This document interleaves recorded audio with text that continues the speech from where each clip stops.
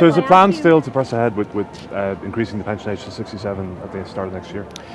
For those who aren't contractually required to retire before 67, we think that policy should continue. It was supported by all parties, and it makes sense on a sustainability basis. The way pensions work is that we pay money into the pension fund, and out of the pension fund, social insurance fund, that's how we pay for pensions.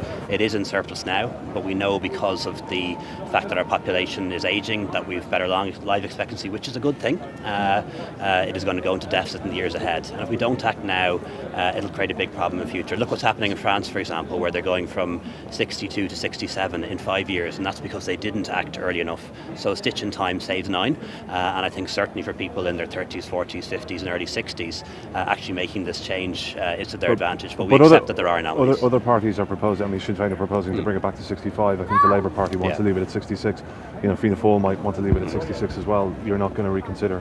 I think that would be irresponsible, and let me tell you why.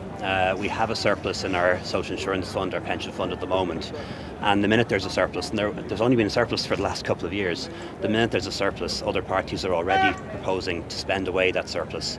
We know where that leads. That leads to a situation in a few years' time when maybe unemployment has gone up, when maybe the economy isn't as good as it is now, and we end up in a situation where we can't afford to pay the pensions. And it says to me exactly why we need to have a Fine Gael government, because when you see parties promising to spend a surplus just a year after we have a surplus, that's bad news for everyone in the long term, bad news for pensioners. So this reform makes sense, but we do accept that there are some anomalies, particularly around people who are required by their contract to retire early before 67, and we don't want them having to sign on.